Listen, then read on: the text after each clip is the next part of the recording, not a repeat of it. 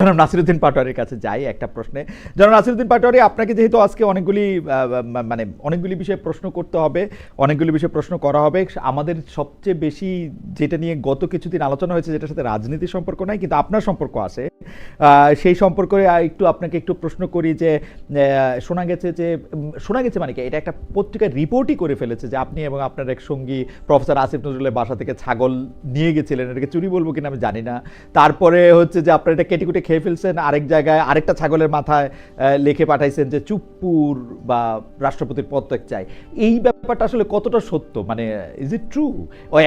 আমি আবার দেখলাম যে আপনাদের দলের লোকজন বলতেছে যে এইটাকে আপনারা এরকমভাবে দেখতেছেন কেন, ওদের বয়সটাও তো দেখবেন ভাই। মানে আমি জানি না, মানে আপনি এটা একটু কীভাবে বলবেন আমার একটু বলে তো, আমাদের প্রশ্নও রয়েছে আপনার বক্তব্য নিয়েও, জনাব নাসিরউদ্দিন পাটোয়ারি। প্রথমত বাংলা আউটলুক এটা নিয়ে করেছে, এবং বাংলা আউটলুক যে স্টোরিটা ছাপিয়েছে, এবং বাংলা আউটলুক রান দা বাংলা আউটলুক, এটা আমরা ভালো করে জানি, চিনি, এবং সাংবাদিক মহলে সবাই জানে। অনেকে ফেসবুকে স্ট্যাটাস দিতে পারে না, বাংলা আউটলুকে লেখালেখি করে একটু খোঁচা দিয়ে। আমিও আরো কিছু গল্প শুনেছি, এরকম গল্প শুনেছি যে ওই এরকম একটা ছাগল কাণ্ড, ছাগলটা নাকি হলো, কেউ বলে যে এটা ডিজিএফ এর গিফট ছিল, আবার কেউ নাকি এটা বলে যে গিফট ছিল। আপনি নতুন গল্প বলার আগে আপনি বলেন যে আপনি এটা করছেন কি করেন নাই, নতুন গল্প আমরা শুনবো না। আমি ওই গল্পতে আসতেছি। জি, প্রথমত হলো যে এই মানে যারা ছাগল যে কাণ্ড, তো অনেকগুলা গল্প আছে, তবে কিছু গল্প মানে আমি মানে এরকম আমি প্রত্যক্ষদর্শী হয়েছিলাম যে যারা এই রিলেটেড কাজে ছিল, তো জিজ্ঞেস করছিলাম যে কেন, বললো যে ওর কারণে চুপ্পুটাকে পদত্যাগ করার যায় না বা কোনো কিছু, এটা খুব ছিল। আর আবার অনেকে বলতেছে যে আমি সবসময় সবাইকে বলেছিলাম যারা উপদেষ্টা আছে, কোন একটা প্রসেসের মাধ্যমে করতে হবে। মানে কেউ যদি কোনো খারাপ কাজ করতে হবে, সেটার একটা লিগ্যাল প্রসেস থাকতে পারে, ইথিক্যাল প্রসেস বা সোশ্যাল ভ্যালু, সব প্রসেসের মধ্যে থাকতে হবে। তো আমি অনেকগুলা গল্প শুনেছিলাম, কিন্তু বাংলা আউটলুক যেটা করেছে এটা টোটালি এই স্টোরিটাকে স্পয়েল করে দিচ্ছে আর কি। সেটাতে আমার নামটা এনে, কিন্তু আমি এটাতে কোনো মানে এটাতে আমি কোনো কমেন্টও করি নাই। কিন্তু জনাব রশিদ আবার বলছেন যে হ্যাঁ এরকম একটা ঘটনা ঘটছে, এইটা আবার কেমনে হলো? এটা সেই কমেন্ট করতে পারে, maybe he was engaged, but কিন্তু সেটা নিয়ে আমাকে বারবার ফোন মানে দিতেছিল, তখন আমি মনে হয় বিদেশে ছিলাম। আমি এটা নিয়ে কোনো কমেন্টও করি নাই, এবং আমি ওই ফুল যে স্টোরিটা, আমার এটা দেখে অনেক হাসি পাইছে। এটা আমার ফুলটা মানে সত্য না, তবে আসিফ স্যারের যে ছাগল খাওয়া হয়েছে রান্না বান্না করে, এটা সত্য, এটা আমি শুনেছি। এবং হলো সিরিয়াসলি আপনারা প্রফেসর আসিফ নজরুলের ছাগল আইনা রান্না বান্না করে খাই ফেলছেন? এটা কি ওনারে একটা মানে শিক্ষা দিতে, মানে ইয়া করতে, মানে কি করতে, মানে এটা অনেকের এটা এটার মধ্যে একটা রেটরিক আছে, মানে এটা অনেকে মনে করে যে এটা, হ্যাঁ, এটা অনেকে মনে করে যে আসিফ স্যার হয়তো এটার মাধ্যমে একটু শিক্ষা পাবে। আবার এটা অনেকে মনে করে যে ঠিক আছে, ওই যে থাকলো যে বাড়ির পাশে আপনার ছেলে একটা হাঁস খেয়ে ফেললেন, আবার কিনে দিলেন। পরে আমি শুনছি নাকি সত্যি সত্যি তাকে হলো একটা ছাগলও কিনে দেওয়া হয়েছে, এবং এটা নিয়ে উনি রাগ করেছেন যে যেটা খাওয়া হয়েছে ওটা কালো নাকি লাল ছিল, তো ওনাকে যেটা কিনে দেওয়া হয়েছে রং মিলে নাই, এই জন্য উনি অ্যাকসেপ্ট করেন নাই। আচ্ছা, এটা আসলে আমি ভালো করে বলতে পারবো না আউটলুকটা আসলে কারা চালায়। আমি তো ডক্টর সাইমুম পারভেজ এর প্রধান সম্পাদক, রাইট? হ্যাঁ, এটা ফাহাম ভাই ভালো বলতে পারবে। না আপনিও তো মানে ভালোই বলতে পারবেন, আপনি শুরু করছেন। ডক্টর সালামকে জিজ্ঞেস করবো পরে, কারণ ডক্টর সাইমুম পারভেজ আমি অনেকদিন ধরে আপনি না এগুলা আসলে এটা তো বিতর্গত, ধরেন যে মানে ঠিকানাকে চালায়, বাংলা আউটলেটকে চালায়, কোন মিডিয়াকে দখল দিচ্ছে বা কিভাবে আছে, এটা সবাই জানে। কিন্তু এগুলো আমি পাবলিকলি আনতে চাই না, কারণ পলিটিক্যাল ভিতরে এত ন্যাস্টি জগৎ, আর বাংলাদেশের মানুষ আসলে মানে পলিটিক্যাল পার্টিগুলোর প্রতি থুতু নিক্ষেপ করবে। তো এটা people will discover what's happening that. আমি মাঝে মধ্যে কিছু কথা বলে ফেলি, পলিটিক্যাল যারা পার্সন, বিজ্ঞজন যারা নিজেদেরকে দাবি করে, বর্ষিয়ান পলিটিশিয়ান, তারা বলে যে ওরা বাচ্চামি কথা বলে, মানে থাকে না বিতর্গত কিছু বললে ওরা মনে করে যে না আমাদের হলো ভিতরের। সো যখন উনি কমেন্ট আপনার করবে স্টোরিগুলি তো শোনা দরকার ডক্টর সালাম। আমার মনে হয় যে একটা লম্বা সময় করে জনাব পাটোয়ারির স্টোরিগুলিও শোনা দরকার, কিন্তু জনাব পাটোয়ারির বক্তব্যে আমরা থাকি, স্টোরিটা আমরা যদি সময় পাই তাহলে আমরা শুনবো না। ডক্টর সালাম, আমি আপনার থেকে একটু আগে অনুমতি নিয়ে রাখতেছি যে আজকে আমরা যেহেতু একটু ইয়ার মধ্যে পড়ছি, সেহেতু আমরা একটু অনুষ্ঠানটা একটু লম্বা করবো, আপনি যদি আমাদেরকে একটু সময় দেন, কারণ আপনি একটা খারাপ ইয়াতে আছেন। জনাব নাসির, আপনিও আমাদের একটু সময় দেন। আপনি আমাদেরকে বলছিলেন, বা সরি আমাদেরকে না, সবাইকেই বলছিলেন যে ফেব্রুয়ারিতে ইলেকশন হবে না, সেই বক্তব্য এখনো আছে কিনা? গতকালও আপনার একটা বক্তব্য এরকম ছিল, মানে ইসি ঘেরাও করে কমিশনকে পদত্যাগ করানো হবে, এই বিষয়ে দলীয় কর্মসূচি কোথায়? এটা আপনাদের দলীয় কর্মসূচি কিনা? আমরা এই ব্যাপারে একটু কনফিউজ কোথায় থাকি জনাব পাটোয়ারি। এনসিপির আসলে মুখপাত্রকে আমরা অনেক সময় দেখে, মানে কেউ একটা এরকম কথা বলতেছেন, পরে আবার আরেকটা কথা বলতেছেন, আমরা এইটার কারণ কি? মানে আপনি কি দলের মধ্যে সমালোচিত হন আপনার কিছু কথার জন্য? অনেকেই বলে থাকেন যে আপনি খুব ডাইরেক্ট কথা বলেন, অনেকে বলে থাকেন আপনি আপনার কথায় আবার অনেক সময় একটু অ্যারোগেন্সও প্রকাশ পায়। দুইটা বিষয় যদি আপনি বলেন, ফেব্রুয়ারিতে ইলেকশন হবে না সেটার ব্যাপারে আপনি আসলে এক আছেন কিনা, ইসি ঘেরাও করে কমিশনারকে পদত্যাগ করানো হবে, এই বিষয়ে দলীয় কর্মসূচি কবে? প্রথমত আপনি যেটা বলছিলেন ফেব্রুয়ারিতে ইলেকশন হবে না, আপনি এটার আংশিক বক্তব্য তুলে ধরেছেন, সেকেন্ড অংশটা বলেন না। সেকেন্ড অংশটা বলেছি যদি বিচার সংস্কারের গুলো একটি সুষ্ঠু প্রক্রিয়া না হয় তাহলে ফেব্রুয়ারিতে ইলেকশন হবে না। তো ফাহাম ভাই যেটা বলছিলেন যে বিএনপি তো গভর্নমেন্ট ফর্ম করতে যাচ্ছে বা রুল করে, আমরা তো এক বছর সরকার কেমন চলতেছে বা কি করতেছে এগুলো খুব ভালোভাবে দেখতেছি। আপনার বিএনপি যে ফর্ম করবে, এনসিপি ছাড়া আবার বিএনপি ফর্মও করতে পারবে না গভর্নমেন্ট, এবং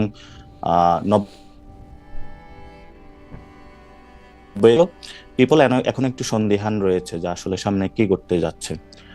তো কিছু প্র্যাকটিক্যাল অ্যাসপেক্ট বলি, এগুলা তো আপনি যেহেতু প্র্যাকটিক্যাল অ্যাসপেক্ট গুলা পেতে চাচ্ছেন, এখন যেটা জামায়াতে ইসলামী প্রভিশনাল যে কনস্টিটিউশনাল যে অর্ডার চাচ্ছে, এটা কিন্তু পিওসি বেসিক্যালি এটা পাকিস্তানে হয়েছিল। তো সেখানেও আমাদের কিছু রিজার্ভেশন রয়েছে, বিকজ দ্যাট পিওসির মাধ্যমে কিন্তু মার্শাল লর একটা সুযোগ সৃষ্টি হয়েছিল, তো সেখানে আইয়ুব খান ক্ষমতায় এসেছিলেন, আর অনেকগুলো কাহিনী ঘটেছিল। এবং জামায়াত ইসলামের যে পলিটিক্স, সেখানের মধ্য দিয়ে কিন্তু বিপ্লব বা যে কোনো কেওয়াজ হলে তাদের অনেক বেশি প্রফিট হয়, যেহেতু এটা রেভলিউশনারি ক্যাডার ভিত্তিক অর্গানাইজেশন। তো আমরা সেই জায়গাতেও খুব কনসার্ন থাকি যাতে এই ধরনের কোনো পরিস্থিতি সামনে সৃষ্টি না হতে পারে।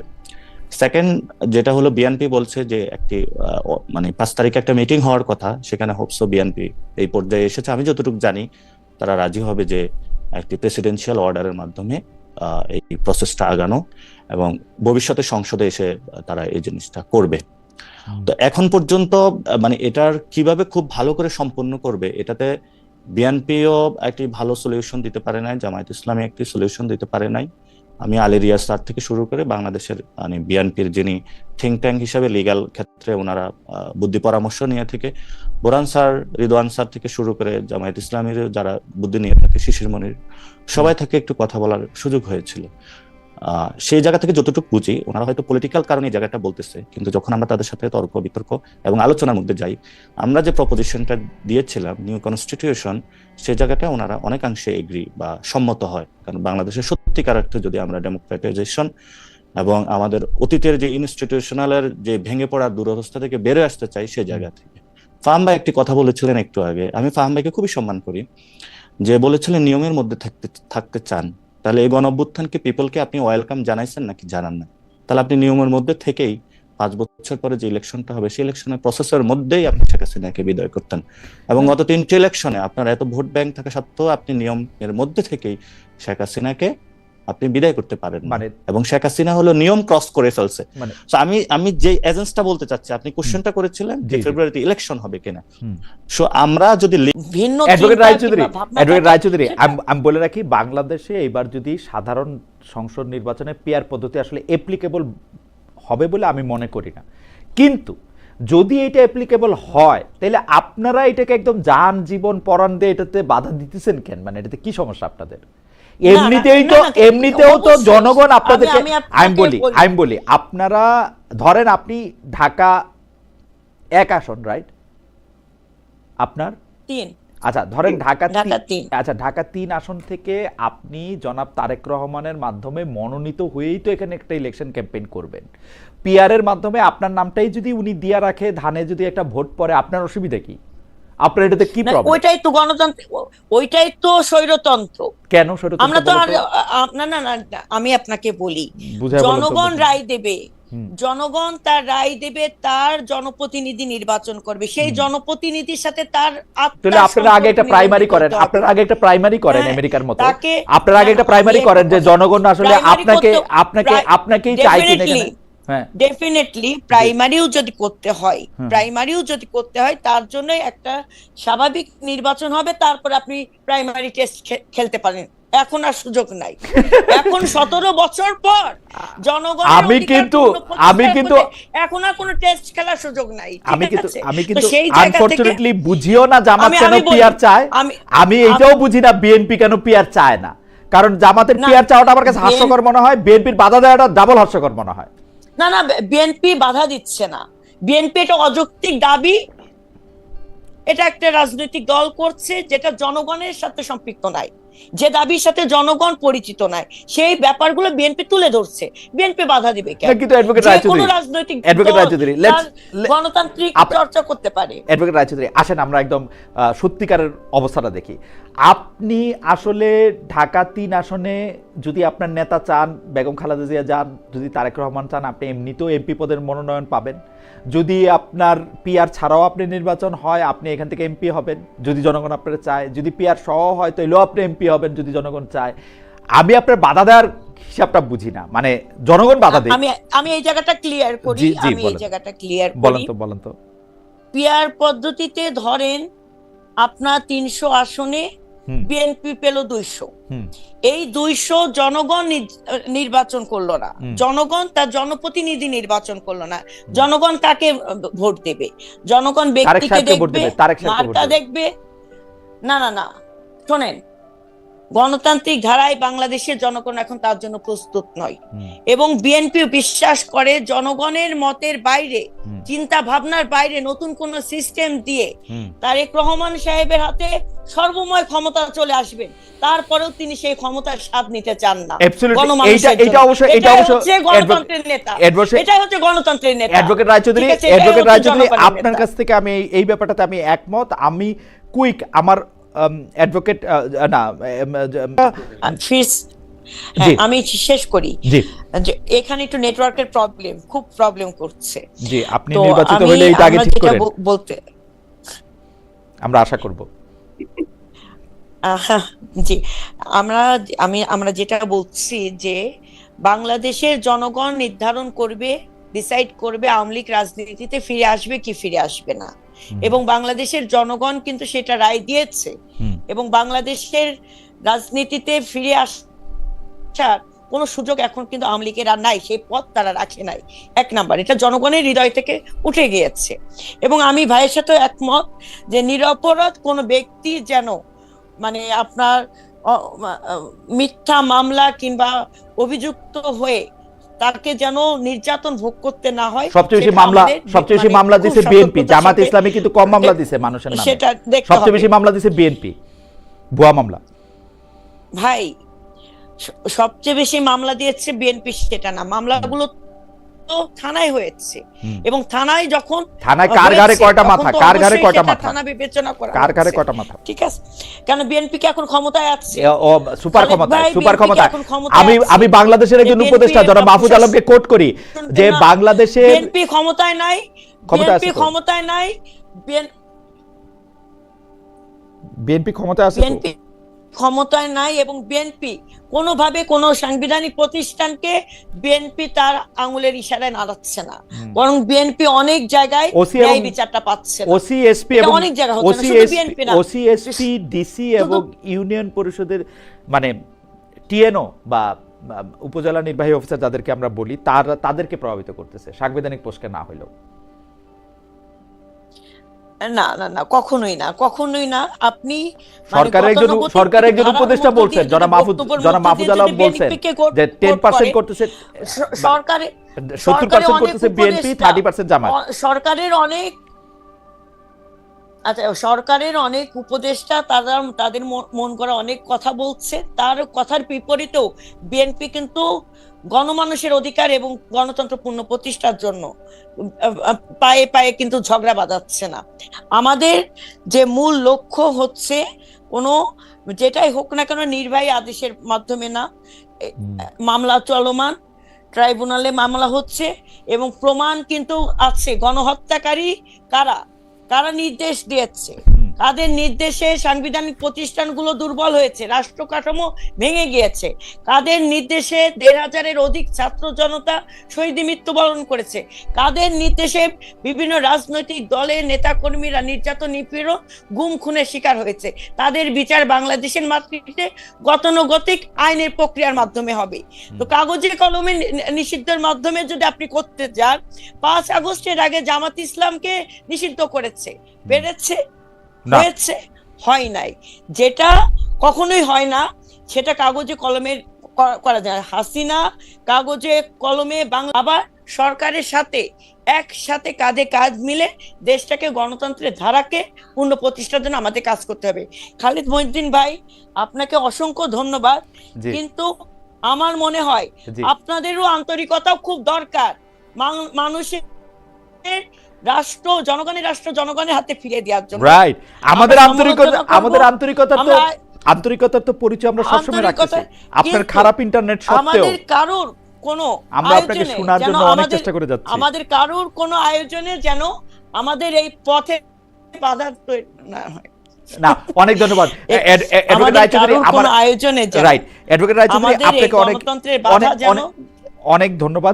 মানুষের অধিকারকে হরণ করে কোনো গোষ্ঠী বা জাতি কিংবা দেশি বিদেশি ষড়যন্ত্রকারী তারা তাদের উদ্দেশ্য হাসিল করার জন্য মানুষের যে গণতান্ত্রিক অধিকার প্রত্যেকটি জায়গায় তারা বাধা তৈরি করছে। কখনো কখনো বিভিন্ন রাজনৈতিক দলকে ব্যবহার করছে, কোনো সুশীল সমাজকে ব্যবহার করছে এবং বিভিন্ন সময় আমরা দেখছি যে দেশের বিভিন্ন সাংবিধানিক প্রতিষ্ঠানগুলোর মধ্যেও তাদের এক ধরনের মানে ষড়যন্ত্রের পায়ের আওয়াজ আমরা শুনতে পাই। সেই জায়গা থেকে দীর্ঘ ১৭ বছর বাংলাদেশের জনগণ একটি অসুর দ্বারা নির্যাতিত হয়েছে, নিপীড়িত হয়েছে। সেই অসুর নিধন হয়েছেন ছাত্র জনতার গণ অভ্যুত্থান। বাংলাদেশের ১৭ কোটি মানে ১৮ কোটি জনগণ, সকল গণতান্ত্রিকামী রাজনৈতিক দলের সকলের ঐক্যবদ্ধ প্রচেষ্টার মাধ্যমে, একটি বিশাল গণ অভ্যুত্থানের মাধ্যমে সেই জায়গা থেকে এই ১ বছর যাবত আমরা বিএনপি বলে আসছি যে যত দ্রুত সম্ভব নির্বাচিত সরকারের হাতে ক্ষমতা, মানে নির্বাচন সঠিক প্রক্রিয়ার মধ্যে একটি অবাধ, সুষ্ঠু, নিরপেক্ষ নির্বাচনের মাধ্যমে জনগণের ভোটের অধিকার এবং জনগণ যে রাষ্ট্রের মালিক, এই মালিকানা তার হাতে ফিরে দিয়ে একটি অবাধ, সুষ্ঠু, নিরপেক্ষ নির্বাচনের মাধ্যমে জনগণ তার সরকার, তার জনপ্রতিনিধি বেছে নেবে। সেটা হচ্ছে বাংলাদেশের গণতন্ত্রের ধারাকে ত্বরান্বিত করা এবং পূর্ণ প্রতিষ্ঠার জন্য এটাই হচ্ছে উত্তম উপায়। সেই জায়গাও আমরা দেখছি যে এই নির্বাচনকে বানচাল করার এক ধরনের ষড়যন্ত্র আছে।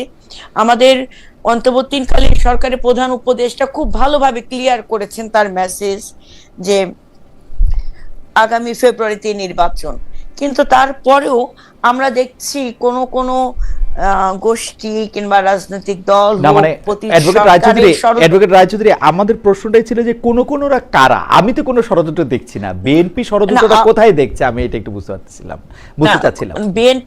বিএনপি তো আসলে গণতন্ত্রের ধারার মধ্যে আছে, তো যার কারণে ষড়যন্ত্রের পায়ের ছাপগুলো বিএনপির চোখে বেশিই পড়ে, কারণ এই সময়গুলো আমরা অতিক্রম করে এসেছি এবং এই ১৭ বছর কিন্তু এই ষড়যন্ত্র মোকাবেলা করে এই একটি মানে গণ অভ্যুত্থান সফল হয়েছে। তো সেই ষড়যন্ত্রকারীরা কি দেশ থেকে পালিয়েছে? হয়তো ডেফিনেটলি আপনি আওয়ামী লীগকে মিন করছেন যে মানে আওয়ামী লীগের সেই ষড়যন্ত্র করতেছে, তাই তো? এবং আওয়ামী লীগের কাছ থেকে যারা বিভিন্ন সুযোগ সুবিধা নিয়েছে তারাও কিন্তু এই ষড়যন্ত্রের অংশ আছে। এবং আপনি দেখেন যে সরকার পালিয়ে গিয়েছে, তার দোসররা যেভাবে বিভিন্ন স্তরকে, আপনার সাংবিধানিক প্রতিষ্ঠানগুলোকে আপনি অনেক ভালোভাবে জানবেন যে একদম দলীয়করণ করে ফেলেছে সেই জায়গা থেকে। এবং আবার আমরা দেখছি কিছু কিছু রাজনৈতিক দল কিংবা এই অন্তর্বর্তীকালীন সরকারের প্রধান উপদেষ্টা বলছেন তিনি নির্বাচন চান এবং নির্বাচন দিবেন, কিন্তু আবার কিছু কিছু উপদেষ্টার মানে কথা শুনে আমরাও কিন্তু একটু মাঝে মাঝে সন্দেহান হয়ে পড়ি যে তারা ভিন্ন মত পোষণ করেন। তারপরেও দেশের বৃহৎ স্বার্থে, জনগণের স্বার্থে আমরা বিশ্বাস করি ফেব্রুয়ারিতেই নির্বাচন হবে।